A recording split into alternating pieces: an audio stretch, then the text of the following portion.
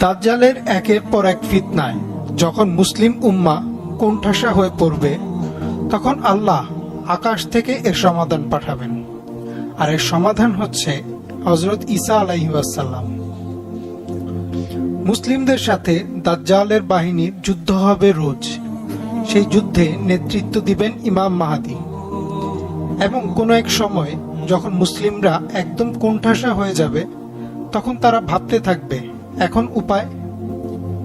তখন সিদ্ধান্ত নেওয়া হবে যে এইভাবে আর বসে থাকা যায় না। তারা সরাসরি দাজ্জালের বাহিনীর মুখোমুখি হবেন। তারা রাতে সিদ্ধান্ত নেবেন যে পরদিন সকালে তারা দরজা খুলবেন এবং সরাসরি দাজ্জালের বাহিনীর সাথে লড়বেন। পরদিন ফজরের আজান হবে, মুসলিমরা কাতার সোজা করবেন, ইকামাত হবে। ইমাম মাহদী তাকবীর দিয়ে নামাজ শুরু করার আগেই পুরো এলাকা অন্ধকারে ছেয়ে যাবে।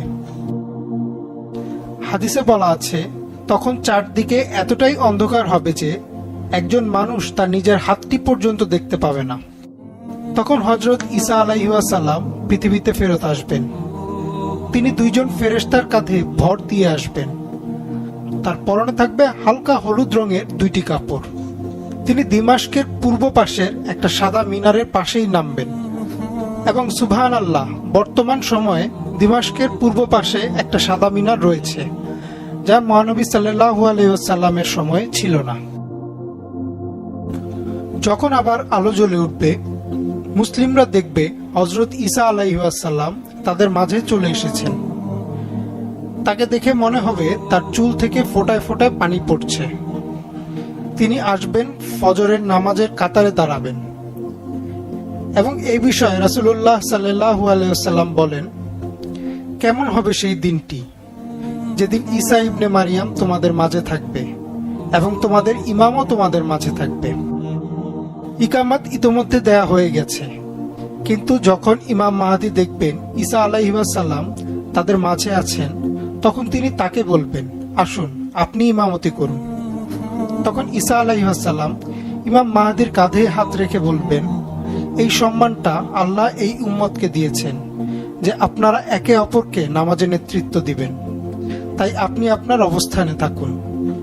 আরেকটি হাদিসে বলা হয়েছে, ঈসা আলাইহিস সালাম বলবেন, ইকামাত আপনার জন্য দেয়া হয়েছে, তাই আপনি নামাজে নেতৃত্ব দিন।